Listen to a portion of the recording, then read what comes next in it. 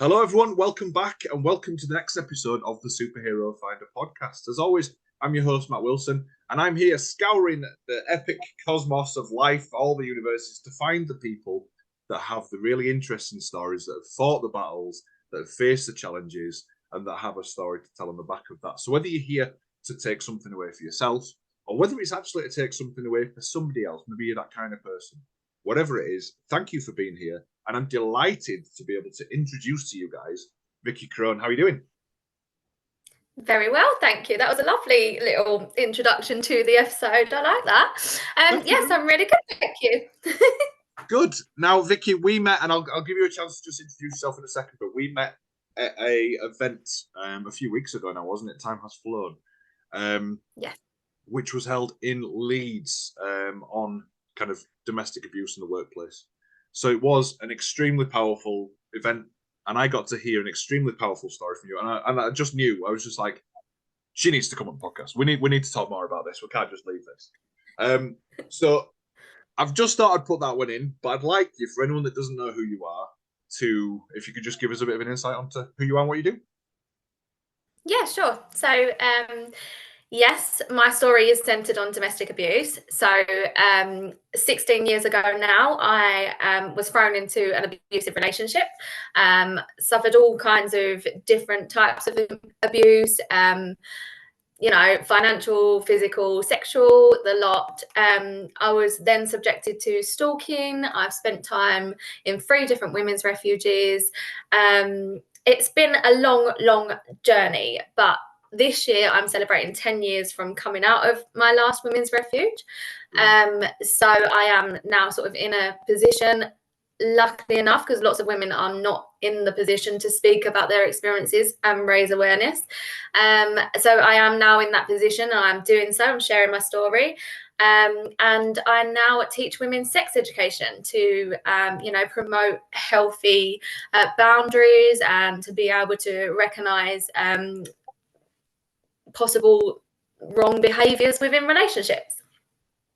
Brilliant. So you've gone from experiencing some really difficult things to then be able to use that energy to be able to help other people not only avoid getting in those situations, but empower them to be able to take ownership of their own decisions and to find out more about themselves. I think that's fantastic, and it's something that runs through the vein of a lot of the people that I speak to on this podcast, because I love superheroes, and the thing is, I think about superheroes is it's not all capes and spandex. It's the fact that there is a challenge, and that all that stuff gets then used for good purposes afterwards. So I commend you for that completely. I'm just circling back to something you said then about I finally feel in a position to be able to kind of tell my story and talk about it. Was there a moment that you knew that was okay, or? It's a really difficult question, because quite often I run through my journey of sort of like being out of that relationship and to the point I'm at now. And actually there wasn't a specific moment where I was sort of out of that situation. It was a long process afterwards, and it sort of, domestic abuse doesn't end. It hasn't ever ended for me, because I'm still dealing with lots of stuff because of that situation. But there was, it is a journey of healing, and I have gone on that journey of healing, and I've had to, the number one thing was accepting what happened to me and accepting that there was nothing I could do to change it now, and I just had to sort of find a way best to live afterwards. And for many years afterwards, I mean, there was even a moment recently where I sort of said to someone, I've never ever admitted that out loud. I was still questioning whether that was wrong or right. So it's still a massive journey for me, and it doesn't ever go away. However, in the last few years, I have met another man. I'm now married, and it's really given me, being in a healthy relationship after putting sort of my own healthy boundaries in place on what I would accept now. And, it's really given me a voice and the confidence to speak out. So yeah, there's never been a specific time where I've gone, you know, I suppose there was a specific time where I said I feel brave enough to tell everyone about this now, and that probably was only, you know, recently. And I sort of done that for other women. I wasn't even doing it for myself. I've done it for other women, and in that process, I've learned that actually I am gonna own my trauma. It's mine, and it happened, and I am gonna tell people because people need to be aware. They do, and that's something that awareness is somewhat of a theme that runs through when we talk about whether it's abuse or whether it's, you know, things in that same area, because it's still a taboo. It still goes unchallenged in a lot of ways, in many areas of society. And I know that since I've been working kind of in this realm and I've been speaking about my experiences and stuff, I've seen, you know, when you just suddenly your radar just opens, you just see it everywhere, and you're like, that doesn't sit right with me. And you know, you see that how common some of these traits are. What do you think we can do to get people speaking more about it? You know, I'm just focused on education. I just believe education is key, and I say that you know, if I had had a comprehensive sex education growing up, would I have found myself in an abusive relationship? And of course, I may well have done, but if I had had the knowledge there, if I had had a comprehensive sex education, could I have escaped sooner? And absolutely, I could have. And it's really relevant actually this month, because this month in my membership, I've taught a class teaching women how to build healthy boundaries, and then how to recognize these sort of red flags in dating and in relationships. And this is the sort of stuff that we should have been taught in school. Yeah. I should have had this knowledge. Abuse. So yeah, education is key for me. And not only, although I focus on, you know, educating women and sort of empowering women to face these situations and to leave these situations, if I may say that. Recognize is probably a better word. There's also the education for men and perpetrators of abuse who, if they had had these sort of the same education growing up, would they then be able to recognize the behaviors that they are portraying? Yes, they would, and they'd have the knowledge there and the skills to change that. I love that. It's so powerful. Is just the idea of the education, because it's never a comfortable conversation, but it doesn't need to be uncomfortable. It's really about. So I suppose when I think about that, when I think about the education, I think about it as a guy. You know, I think about my past and growing up and being with people. You know, there's a common rhetoric of, oh, who was that last you were with? Yeah, she was a bit of a psycho, right? You know, you just have that thing, and that could mean many things. I mean, that could just be something you know you've just built up in your head. But in a lot of ways, when I think back, I go, that was really worrying and concerning behaviour. And if we'd have been equipped to be able to see that, not only does it recognise the fact that they might not have meant to do that, it may have been something they've taken from influence from family or from other people who are around them. It also means that we would be able to recognise it, they would be able to recognise it, and actually, it starts to make it would just reduce the case of it happening, right? Yes, it's about that, about recognizing and living with intent and being aware and respectful of other people's feelings and boundaries. And just to touch upon what you said about it being sort of a taboo subject to speak about, no one wants to speak about it. I have this thing, and actually it quite clearly happened to me when I was going through counselling, and I sort of I was studying psychology at the time, and I sort of said to my therapist, you know, I'm speaking about this, although it is my experience. Even hearing other people's experiences and seeing it on the news, I found it very, very draining, and I just couldn't cope with hearing about it and reading about it and knowing about it. And I feel like that's really, it was just a dark area for me. And actually, when I think about now, it still is a dark area for me, but it's not in the sense of sort of my traumatic experiences. It's in the sense of, you know, this is why people don't want to speak about it. It's a dark area. People don't want to be dark. They want to live a light life. They want to live an uplifting life. They want uplifting things to happen during their day. And was really apparent for me recently, actually, when I had a conversation with my husband and I said, you know, with the work that I'm doing, I really want to do more with raising awareness for domestic abuse. And he was sort of like, I understand that, and I'm like, have full confidence in you, and I respect you for going ahead with that. But we need to know it's not going to drag you back to a place that's unsafe. And we had the conversation, and I said, the thing is, I can't, and I still can't cope with talking about it in a dark, I hope I'm making sense, in sort of a darkness. I can't cope with talking about that. But if I then change that around and teach people actually how to recognize these situations and how to like sort of structure it in a way that means it is light, it is uplifting, and it is taking care of people's feelings, then I'm then doing it sort of in the light, and I'm not being sucked into that darkness again. And I think that's true of, you know, if we are going to raise awareness, we need to make sure that people are having positive conversations about this situation and making positive changes rather than focusing on the bad stuff. People don't want to talk about the bad stuff. They want to talk about what's going to happen to change it, how we're going to prevent it, and they want to talk about education. That makes complete sense. I know you had a moment there where you were like, I don't know if this is going to make sense, but I think it does. It's almost the, okay, I've been a victim of this. I've gone through this.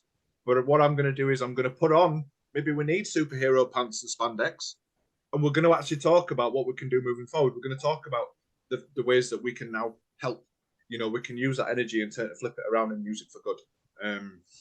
Maybe that's what it is. And I love the idea that you reframed it and we're able to talk about it more, because it is tough. And I'll level with you here as well. Some of the things on that day that we met, some of the things were more difficult than others for me to hear. And I realized it was because of the way that I felt about it, or whether I'd dealt with it, whether I'd thought about it for a while, or whether I'd shelved it, and kind of where I was on that kind of healing process.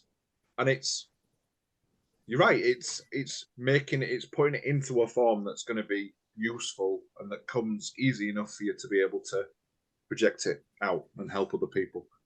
But some people aren't in a position to do that, are they? No, they're not. And that's why it's really important that, you know, with this experience that I've had, it's really important that I do something with it. You know, it would be very easy for me to forget about it and move on with my life. And I mean, forget about it as in like just focus on all the good things in my life and be selfish for my life rather than, you know, trying to raise awareness of this horrible situation. But if people who have experienced these situations that are in a safe place to be able to do so, if we don't speak about it, and if we don't teach the people, if we don't teach the government what it's actually like, then how are we going to bring about change? There's going to be no change there. So you sort of feel a responsibility to do something about it, but it's very important to also do something about it in a way that keeps you safe and your emotional well-being safe. Yes, I love that, because it really is. It's kind of easy to forget, especially when you're the kind of person that helps other people. It's easy to forget about looking after yourself, and you think, well, the purpose is more important than me.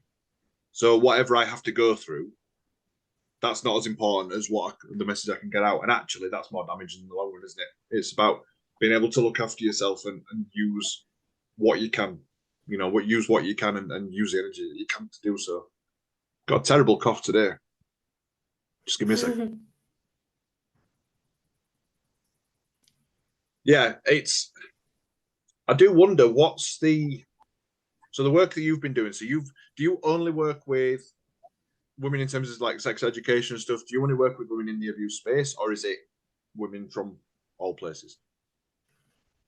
See, that's a good point. That again is a good example of my light and dark sort of metaphor, because I, I really, I could have, in my head, I was like, oh, it needs to be domestic abuse. I need to focus on this. I need to teach this. I need to hear other people's trauma to be able to do this. And actually, when I had that conversation with my husband, I was like, I'm not going to be able to cope with that.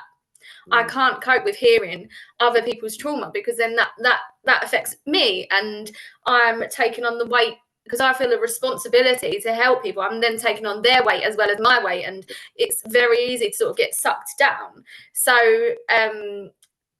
I've tried to incorporate, and I hope my messaging is clear, because I'm still working on it. I just released my website last week, so I've tried to incorporate where I focus on women and I focus on helping women. I focus on sexual pleasure. I say that, yeah. So it's sex education, sexual pleasure, because it's a positive. It's something that more women need to own, need to be comfortable with, and I sort of rolled that into sex education with, as I said, like last month, our sex education class was about masturbation. And then this month is all about building healthy boundaries. And they sort of interlink in a way that society has told us that it doesn't, because, it's all about self-care. It's all about putting those healthy boundaries into place. It's all about, I help women release that shame that they feel on sexual pleasure and masturbation, because I think it's a way of connecting your mind and your body. And if your mind and your body are not connected, then there's going to be times where you're not going to be taking care of either one of them. And when we're going into relationships and when we're dealing with things in our everyday life, it's very important that we are connected and we do feel grounded. So I sort of, rolled it all into a sort of a positive aspect, and went for it. I love it. And I wonder then, because naturally it'd be quite a freeing process during this education, people finding out about themselves and really kind of having some epiphany type moments. What's the best kind of communication or the best feedback you've had from someone that's kind of worked with you or that you've spoken to? Okay, so also more on my last point as well. It's not just women that have been affected by domestic abuse either, which is not entirely true, because I thought to myself, how am I going to reach I don't want to just work with people afterwards. I want to work with preventing. So sort of, we know that like 1 in 3 women experience domestic abuse. I think it's in England and Wales or something, isn't it? And so that means that if you haven't yourself, then you definitely know someone who has. And I just felt like I needed a way to also reach sort of these people as well, because awareness and education, as I said, are key. But so in terms of like feedback, I've already had, because I only released my membership in September, so it's only been 2 months and 2 lots of sex education classes. But I have a good few members now who are sort of I get a message sort of every day where telling me, I've done this. Some of them are single, some of them are in relationships, and they're still sort of taking on board and creating these healthy boundaries and sort of things that are so simple that you hear every day.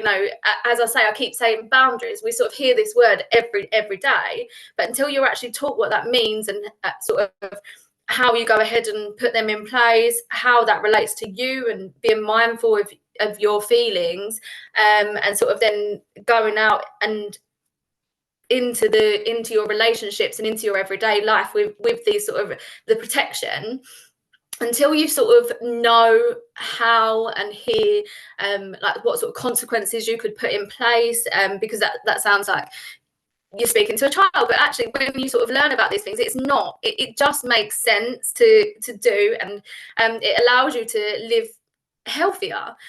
So I have lots of women a couple of women who are just madly in love with the sort of sex education that's come so far, because it's helping them navigate dating of all things as well. And then I have someone who's in a relationship, and actually her husband is working with her to navigate sort of situations that may arise, conflict, boundaries, and it opens the conversation. It allows for communication, and it's great. So it's almost the way to work on and educate through taboos is to talk about them and make them less taboo-y. I should have thought about that before I said that word. That's not a word, is it? Makes perfect sense. But it is, isn't it? It's just making the conversations more normal and making them understandable and making them expected within, I suppose, normal life. And that'll take a long time for us to do and achieve, because with different generations have come different societal norms. We're in a place now where arguably people, especially the younger generations, are happier speaking about some of these things, happier wearing, some of their emotions on the sleeve, perhaps, and actually identifying a bit different. So maybe we're on the way to be able to, move forward with this stuff and make it more normal to talk about, because surely the goal in this is whether it's you or whether it's somebody else that's in a place where they're being challenged, whether it is, a sign of abuse, or you're feeling, like you're not happy or something's happened in the relationship that you're not happy with, and that you're empowered to be able to do something about it at the first, the first hurdle, for want of a better word, rather than letting it go on. Because as we've said, there's plenty of things at that point, and I think one of the things from speaking to people that have been in abusive relationship or been a victim of that is that it feels like it's a weakness to admit that you've been through some abuse. Would you agree with that?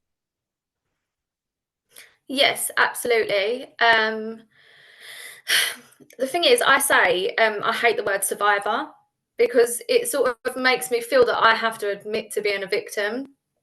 And I don't want to be a victim, and I don't see in the general sense of the word, of course I was a victim of domestic abuse, and I'm now a survivor, because that's how society wants to label us, which is absolutely fine if that's the word that people sort of relate to and would like to express, and that's fine. But it makes me feel like a victim.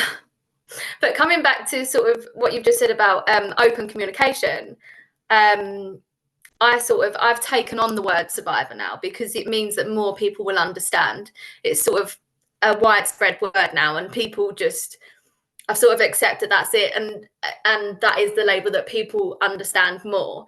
So along with sort of the open conversation thing, in my membership, we don't just have monthly sex education classes. We have 2 coffee mornings a month.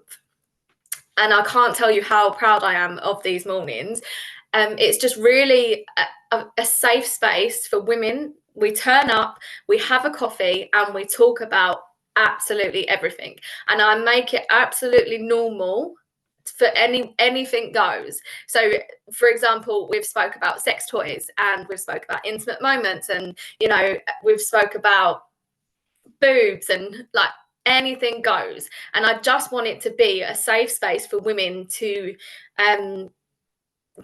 feel free to talk about these things, because along with the taboo of domestic abuse and things like that, there's also a massive taboo around women's sexuality. And I do think it goes hand in hand, because it again comes down to that education.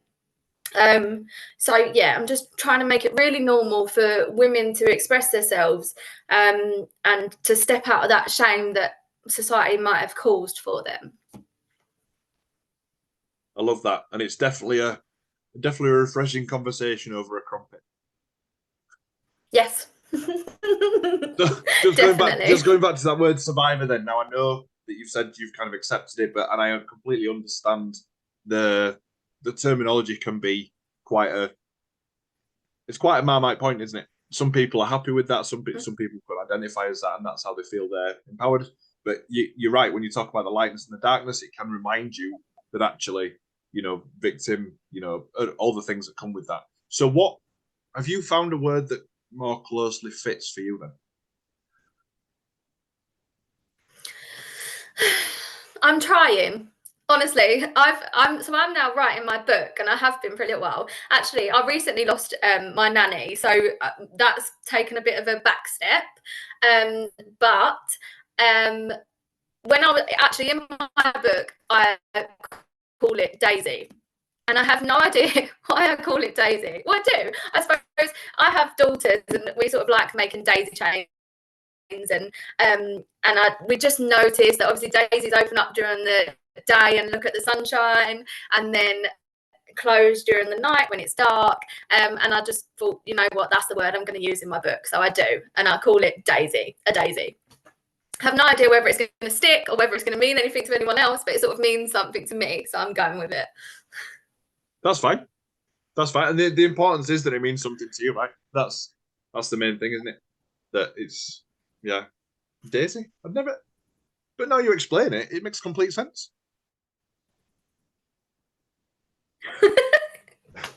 It's just one of them things. Yeah. I wonder how many other people have got, if you listen to this and you've got other words, let's hear them. Let's talk about them. Let's, have a conversation about it. I know when we met, Vicky, and we were at that event, and I don't necessarily want us to change a pace from what you're doing now to the past, but you told a very, very frank and open and honest and emotional story about the things that you'd experienced. I wonder if from that there were any kind of pieces of advice or things that you would learn from being through those situations, that if there's somebody listening that they might have a friend that's going through, a relationship that's potentially, or that is blatantly abusive, or, themselves might be going through something like that, whether there's anything you can pass on. This is a really difficult one, to be honest. I know, sorry. And actually, no, it's absolutely fine. So actually at that event, when I told my story, I wasn't actually prepared to tell so much. It was the first time that I'd been so open about what happened to me. And it was really therapeutic. I come away feeling emotionally drained because the whole day was really emotional. I'm sure you felt that too. Absolutely. But I also found sort of validation and like confirmation that what I had experienced, again, it takes reiteration. Like, you are constantly having to be reminded that actually that was bad, otherwise your mind wanders and you're like, actually, was this part all that bad?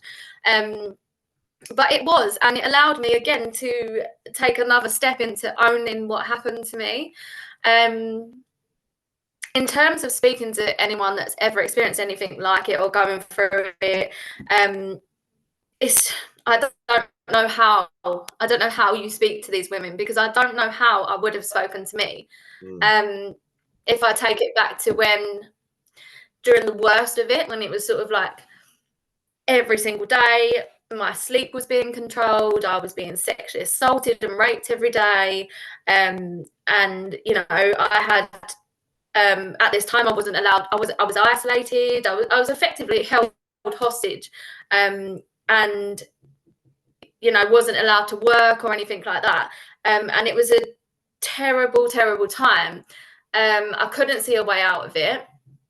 I'd heard about refuges, I don't know where, that I'd heard about refuges before, and actually at that point was when I did go into a refuge, and I sort of managed to convince him to take me to my grandparents' house. And I sort of got straight on the phone, and I was like I'm desperate. I need to be out now. More than anything, I would advise educating yourself, even if it's sort of, I know, and I said at that event, you cannot tell a woman to leave. You can't make a woman leave, and you can't help someone leave that situation. You sort of have to provide education and knowledge, and then be patient until they are ready to take that. Because no one can comprehend the risk that you're taking by trying to leave that situation. So it's very hard to help sort of women in this situation, but what we can do is provide them with information. So have no idea where I heard about a refuge, but I obviously did. If we make this information more readily available, then women will feel more capable of a chance at leaving this situation. And that's really all we can offer them, a chance at a different life. Yeah. It's an option, isn't it? It's knowing you can always make a difficult decision, but it's made a little bit easier if you know there's an alternative. Because if you can't see a way out, then you just, fear can take over everything else. And I think the only other thing, just to add an extension of that, is as well as the education, it's just offering the space, letting them know that the space is there. Because often with isolation, you can feel like friendships get stretched and get, friendships might disappear, they might fizzle out.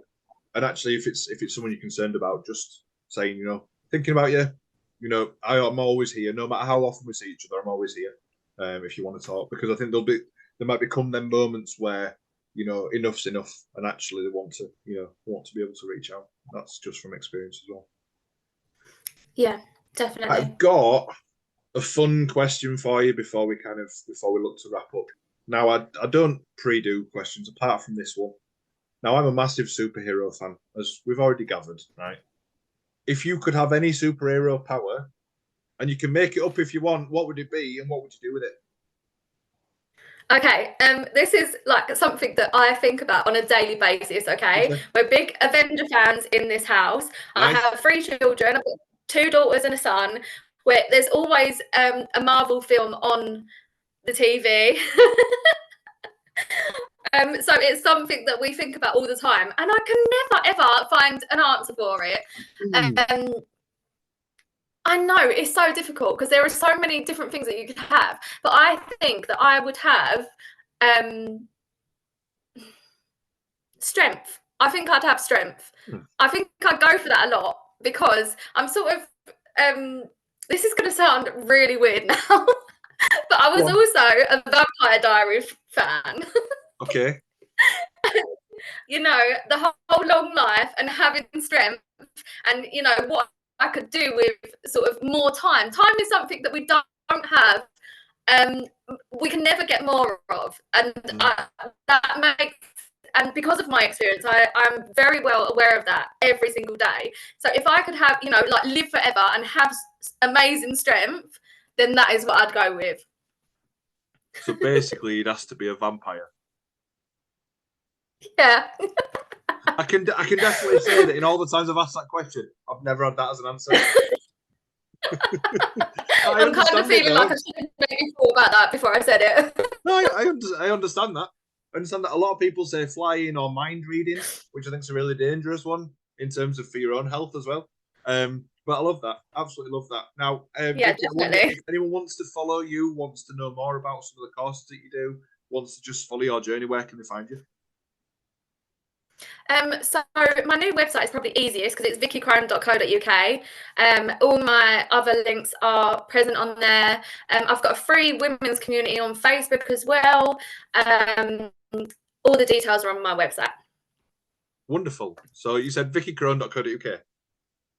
Yes. Simple. Very simple. And if you're confused how to spell Vicky Crone, it's in the bottom corner. Right, Andrea? Perfect. And I'll type it in the description anyway. And folks, thank you so much for listening, Vicky. Thank you so much for your time. My Instagram handle is not that side. It's that side. I always get it wrong. It's the Kind of Strong Man. You can see the link above me as well, which is a Patreon link, which is a way that you can support me doing this podcast for a very small fee or whatever you can really do, even just sharing the posts when I put them out. Because as a small creator, I don't get paid for this. This is just something I do because I love it. And thank you to my current patrons, James and Lucy, as always, for supporting this. It does enable me to do more, and we're actually coming through and doing some more live interviews as well, some studio-based ones as well, which is really exciting. But Vicky, thank you so much. Thank you so much for having me. No. It's been a pleasure.